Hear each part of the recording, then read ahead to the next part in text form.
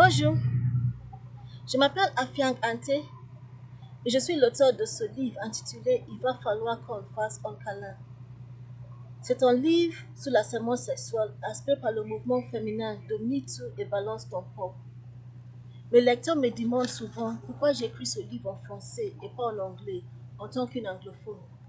Bon, pour la simple raison que quelques scènes que j'ai décrites se sont déroulées en France et il y a les expressions que j'ai utilisées qui ont été faites en français.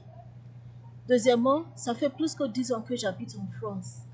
Donc, je peux facilement citer des rues, des villes, des plats de terroir et quelques régions, mieux que mon pays natal qui est le Nigeria. Je m'adresse à trois personnes dans mon livre. Premièrement, aux victimes de l'harcèlement sexuel.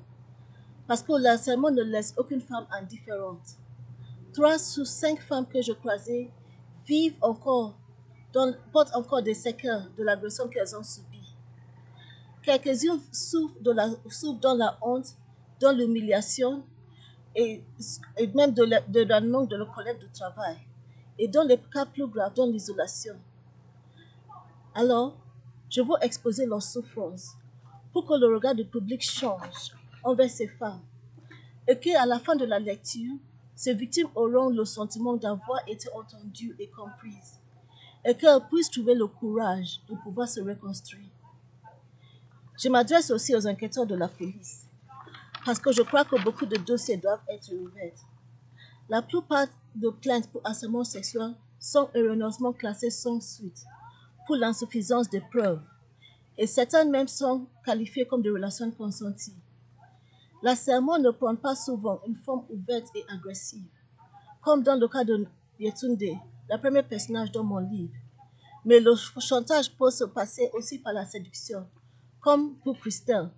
Et ça peut être très subtil et sophistiqué, comme dans le cas de Nathalie, qui n'a pas vu son patron venir. Tant qu'une relation de travail, une relation de confiance est établie, le oui ne signifie pas un consentement, mais plutôt la soumission. Je m'adresse aussi aux prédateurs sexuels pour qu'ils prennent conscience de la gravité de leurs actes et qu'ils sachent qu'ils sont en train de détruire les femmes et les familles. Parce que l'harcèlement peut entraîner la frigidité. Beaucoup de victimes que je croisais ont témoigné d'une baisse de leur libido après une telle agression. Et si ce n'est pas soigné, elles peuvent tomber dans la frigidité qui est un élément destructeur pour toutes les relations amoureuses.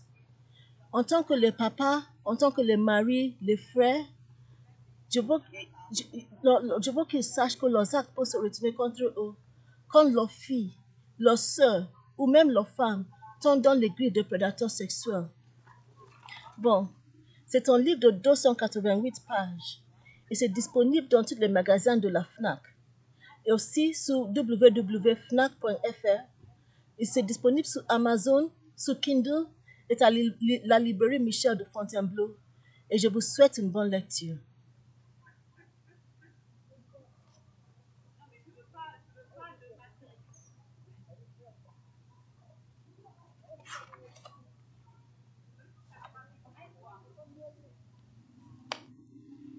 Vous voyez, c'est un français très simple